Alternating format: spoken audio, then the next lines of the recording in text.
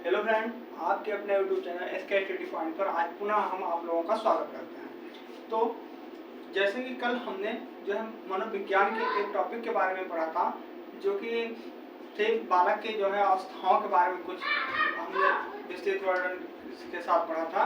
तो आज हम उसके आगे जो है पढ़ने का प्रयास करते हैं। तो चलिए हम आज अगला उसके आगे टॉपिक पढ़ने का प्रयास करते हैं। तो आज का हमारा टॉपिक है मनोविज्ञान।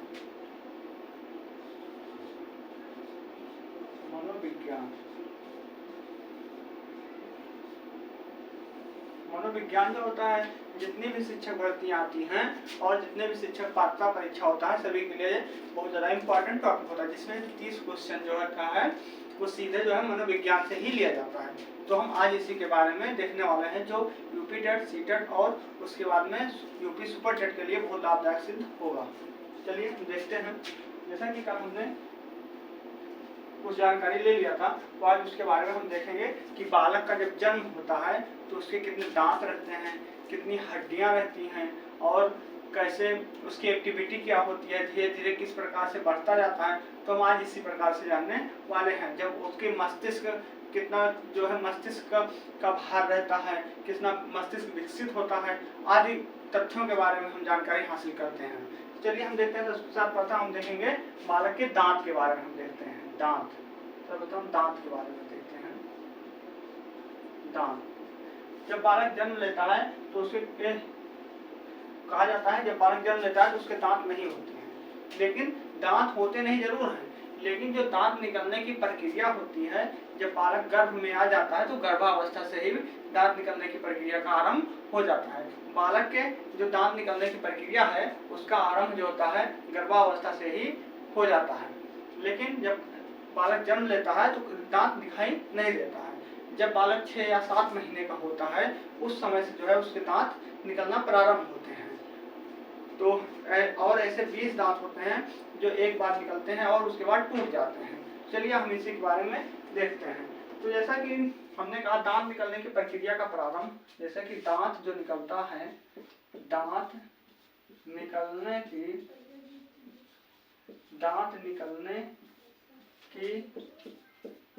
प्रक्रिया, दांत निकलने की जो प्रक्रिया होती है वह गर्भावस्था से ही शुरू हो जाती है। दांत निकलने की प्रक्रिया जो होती है वह गर्भावस्था से ही शुरू हो जाती है। प्रक्रिया गर्भावस्था दांत निकलने की प्रक्रिया गर्भावस्था से प्रारंभ होती है। गर्भावस्था से प्रारंभ होती है। जैसा कि हमने देखा कि जो दांत निकलने की प्रक्रिया है वह गर्भावस्था से ही दिखाई देती है, परंतु बालक जब जन्म लेता है तो उसके दांत नहीं होता है। बालक जन्म के समय या शिशु जन्म के समय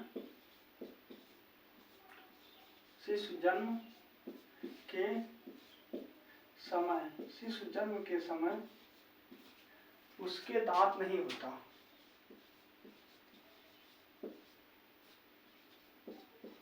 उसके दांत नहीं होता है। अब यहाँ पे लिखा है प्रक्रिया यानी कि जो दांत निकलने की प्रक्रिया होती है वह शुरू हो जाती है धीरे धीरे गर्भावस्था से, लेकिन वह जब बालक जन्म लेता है उस समय तक वह प्रक्रिया पूरी नहीं हो पाती है, इसलिए जन्म के समय दांत नहीं निकला दिखाई देता है।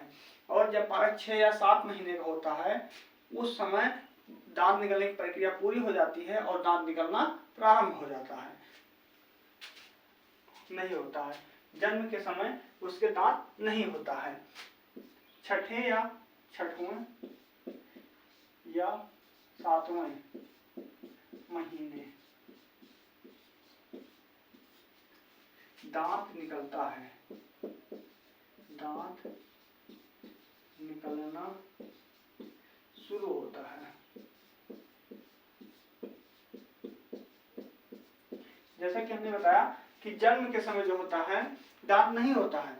जब बालक 6 या 7 महीने का होता है तब उसके दांत जो है निकलना प्रारंभ होता है और उसके बाद दांत निकलना शुरू हो जाता है। लगभग 1 वर्ष की उम्र में, जब वह 1 वर्ष का होता है, लगभग 1 वर्ष की, लगभग 1 वर्ष की उम्र में 8 दांत, 1 वर्ष की जो उम्र होती है, 1 वर्ष की उम्र में 8 दांत, 8 दांत। जब बालक 1 वर्ष का पूरा होता है, यानी कि हम लिखें, अगर सोचें कि 6वें महीने दांत निकलना शुरू हुआ और 1 वर्ष तक बालक के लगभग 8 दांत हो जाते हैं। 1 वर्ष तक, 6 महीने में 6 से 12 तक लगभग 8 दांत जो है उसके निकल आते हैं। 1 वर्ष में 8 दांत। और जब 4 वर्ष का हो जाता है, 1 वर्ष में कितने, 8 दांत। 4 वर्षों में 20 दांत, 20 दांत निकलता है। जब वो 4 वर्ष में होता है तो 20 दांत निकल आता है। जब वह जो है 20 दांत जो है 4 वर्षों में निकल आते हैं। और 20 दांत ऐसे होते हैं, यही 20 दांत जो हैं, ये 20 दांत ऐसे होते हैं कि जब वह एक बार टूट जाते हैं और दोबारा आते हैं। अगर ये दोबारा टूट गए तो वह दांत नहीं आएगा। तो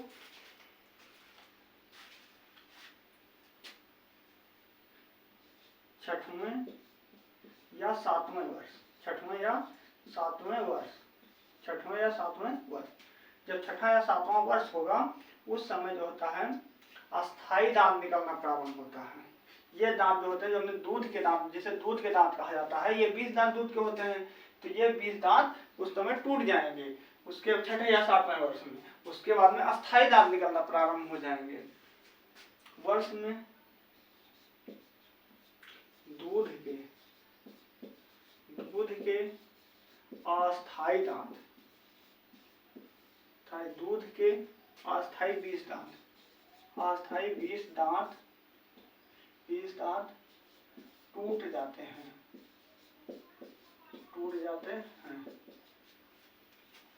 जो 20 दांत अस्थाई होते हैं मानव के, वे जो है छठे या सातवें वर्ष जो है टूट जाते हैं और उसके बाद में अस्थाई दांत निकलना प्रारंभ होता है। छठे या सातवें वर्ष के बाद जो होता है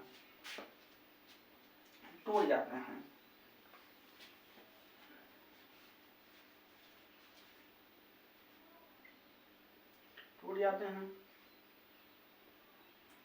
उसके बाद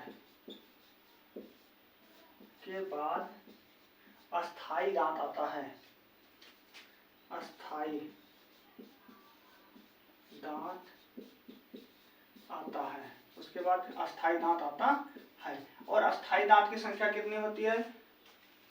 तो अस्थाई दांत तो जैसे एक बार टूटा है, उसके बाद 20 ये आएगा और कहा जाता है 32 होता है, तो 12 वो आएगा, तो 32 दांत अस्थाई हो गया। उसके बाद में जो 4 दांत होते हैं, जब बालक किशोरावस्था को क्रॉस करता है, अलग 18-20 वर्ष का जब होता है, उस समय 4 दांत होता है, जिसे प्रज्ञात दांत या बुद्धि के दांत कहते हैं। प्रज्ञात दांत या बुद्धि के दांत कहते हैं। 18 वर्ष के बाद 4 दांत आता है, जिसे बुद्धि के दांत कहते हैं। जिसे बुद्धि के दांत कहते हैं। इसे जो है बुद्धि के दांत कहते हैं। और इनका जो ये दांत होते हैं या 18 साल के बाद जो है आते हैं। और अब हमारा इसके बाद जो है अगला टॉपिक यहीं से हम शुरू करेंगे, जो हमारा होगा, अब हम जानेंगे बालक की मस्तिष्क के बारे में। मस्तिष्क की क्रियाएं क्या होती हैं, या कितनी वर्ष में कितना विकसित होता है, कितना वजन होता है, और हम मस्तिष्क के बारे में जानते हैं, क्योंकि जानने का प्रयास करेंगे, क्योंकि यह क्वेश्चन यहाँ से कई बार जो है बन चुका है। यहाँ से क्वेश्चन मनोविज्ञान में भी बनता है और उसके बाद में साइंस में जब जाएंगे, साइंस में भी बनता है। मस्तिष्क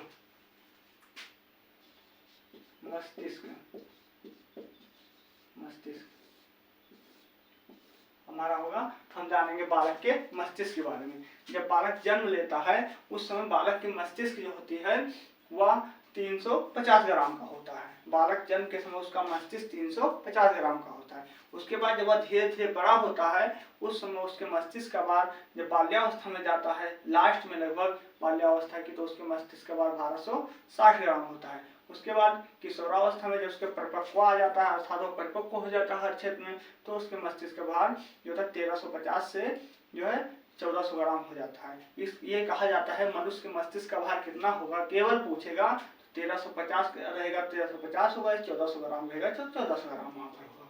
देखते हैं जन्म के समय शिशु मस्तिष्क का भार, शिशु मस्तिष्क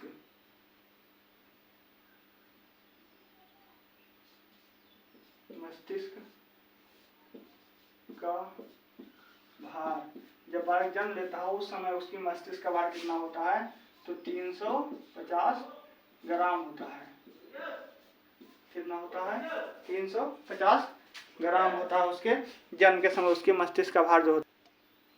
जैसा कि हमने बताया कि जब बालक जन्म लेता है या शिशु जन्म लेता है तो उसके मस्तिष्क का भार कितना होता है, 350 ग्राम होता है। और उसके आगे जब वह बाल्यावस्था में जाता है, बाल्यावस्था में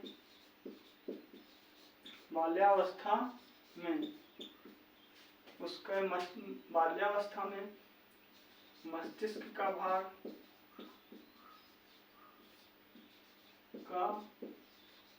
बाल्यावस्था में जो मस्तिष्क का भार होता है वह कितना होता है, तो वह होता है 1260 ग्राम, लगभग है 1260 ग्राम। उसके बाद जब वह किशोरावस्था में जाता है, किशोरावस्था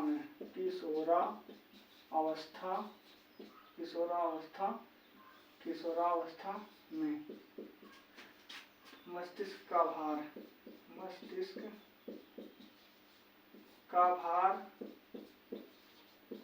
सबसे ज्यादा इंपॉर्टेंट यही है। किशोरावस्था में मस्तिष्क का भार जो होता है वह 1350 ग्राम से लेकर 1450 ग्राम के मध्य में होता है। सबसे ज्यादा इंपॉर्टेंट यही, हम चाहे तो साइंस के पर्पज से देखेंगे या मनोविज्ञान के पर्पज से देखेंगे, जहां पर पूछा जाएगा लगभग यहीं से पूछा जाएगा, यही क्वेश्चन लगभग पूछा जाएगा, या तो ये पूछा जाएगा, यही दोनों से पूछा जाएगा। मनोविज्ञान में पूछता है, कई बार पूछा है, या तो ये पूछेगा या तो ये पूछेगा, ये वाला भी नहीं पूछा है मनोविज्ञान में, तो ज्यादा इंपॉर्टेंट यही होगा। अब हम आगे देखेंगे उसके बाद में धड़कन, शिशु की धड़कन क्या होती है। धड़कन भी कई बार पूछी जा चुकी है। तो जैसा कि स्वस्थ मनुष्य की अगर हम धड़कन की बात करेंगे, स्वस्थ मानव की, तो वो होती है 72 बार होती है। और एक धड़कन में जो हमारा हृदय होता है लगभग 70 ml जो होता है रक्त पंप करता है। 70 ml रक्त एक धड़कन में हमारा हृदय पंप करता है। और 1 मिनट में कितना होता है, 1 मिनट में एक पानी की जैसे कि 72 बार मानव का हृदय जो होता है धड़कता है 1 मिनट में, तो और एक धड़कन में जो होता है 70 ml रक्त पंप करता है। चलिए आगे धड़कन के बारे में हम देखते हैं। धड़कन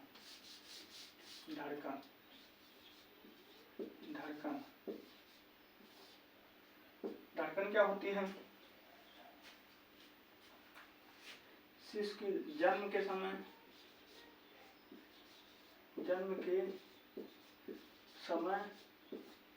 शिशु की धड़कन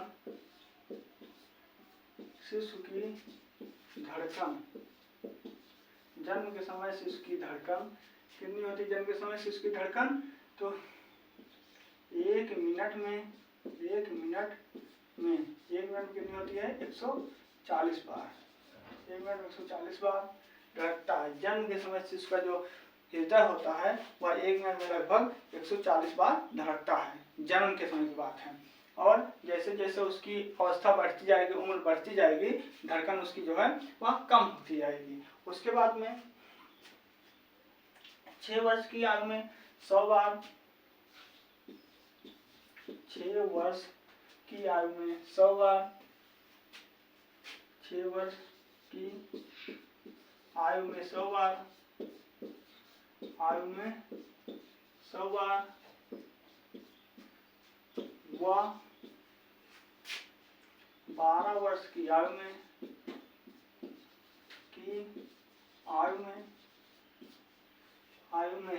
12 वर्ष की आयु में कितना धड़कता है? 12 वर्ष की आयु में 85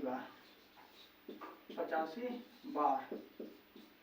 उसके बाद किशोरावस्था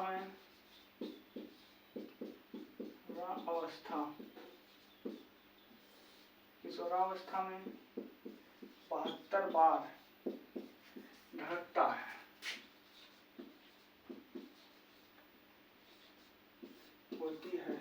धड़कन होती है।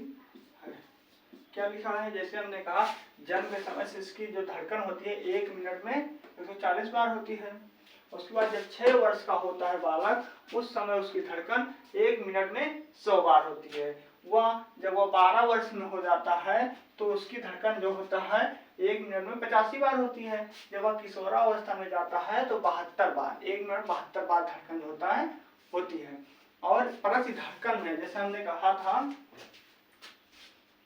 एक धड़कन में हृदय द्वारा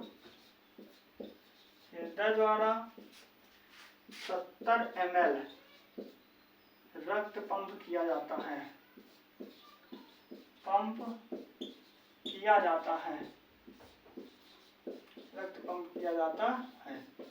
एक धड़कन में जो होता है वह हृदय द्वारा कितना रक्त पंप किया जाता है? तो 70 ml रक्त पंप किया जाता है। हम आगे देखने का प्रयास करेंगे विभिन्न अवस्थाओं में मानसिक विकास, यानी कि जब जन्म लेता है तब से लेकर किशोरावस्था तक उसका मानसिक विकास जो होता है, मस्तिष्क का विकास, वह किस प्रकार से होता है, हम उसको देखने का प्रयास करते हैं। चलिए देखते हैं। कल हमने शारीरिक विकास देखा था, आज मानसिक विकास देखेंगे। विभिन्न अवस्थाओं में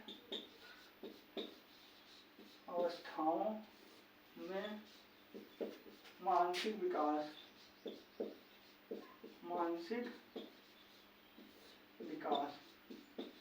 विभिन्न अवस्थाओं में मानसिक विकास। आज हम देखेंगे किस अवस्था में कितना मानसिक विकास होता है। बच्चा किस समय, किस वर्ष में, कितनी उम्र में कितना शब्द बोलने लगता है, क्या प्रयास करता है एक्टिविटी करने का, आज हम इसी के बारे में देखेंगे।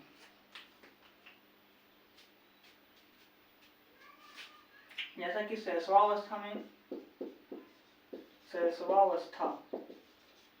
सबको पता है। शैशवावस्था की उम्र क्या होती है? तो हमने पिछली वीडियो में पढ़ा रखा है कि शैशवावस्था की उम्र क्या होती है। तो शैशवावस्था की उम्र होती है 0 से 5 या 6 वर्ष तक। कहीं कहीं 5 वर्ष मानी जाती है, कहीं कहीं 6 वर्ष मानी जाती है। तो शैशवावस्था की उम्र, शैशवावस्था में शिशु जो होता है भूख लगने पर रोना,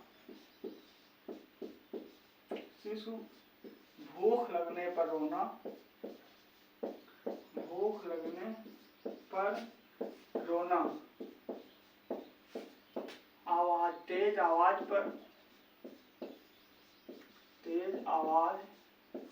पर चौंकना।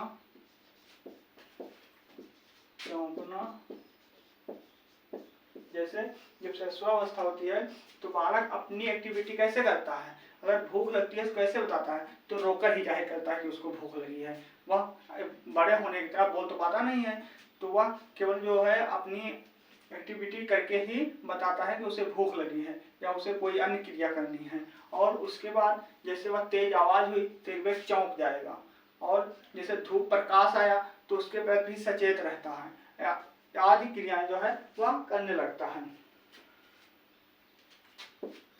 सिर पीछे करके देखना,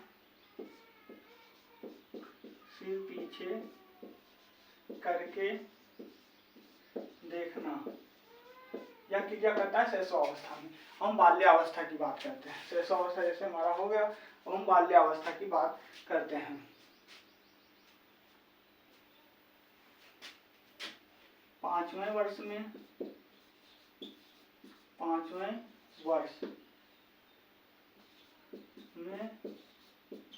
शिशु 5वें वर्ष में शिशु क्या करता है? तो जो वस्तुएं होती हैं वस्तुओं में संबंध करता है। कौन सी वस्तु बड़ी है, कौन सी वस्तु छोटी है, कौन सी वजन अधिक है, कौन सी वजन कम है, आदि में संबंध करने लगता है। 5वें वर्ष में वस्तुओं में संबंध, अंतर तथा मुख्य रंगों की पहचान करने लगता है। 5वें वर्ष में शिशु वस्तुओं में संबंध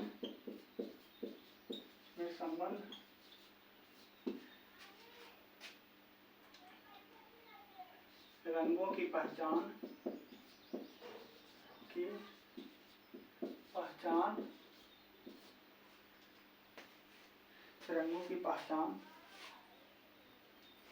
बाल्यावस्था में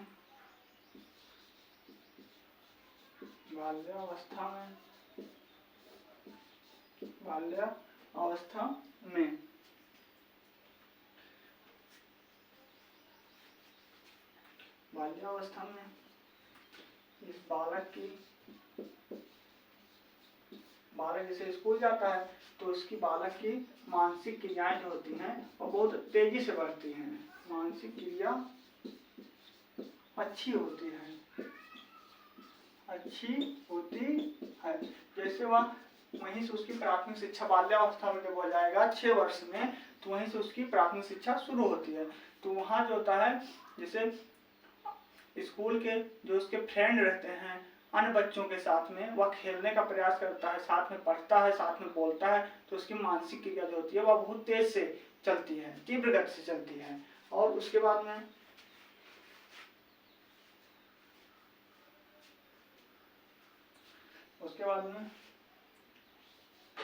उत्तर बाल्यावस्था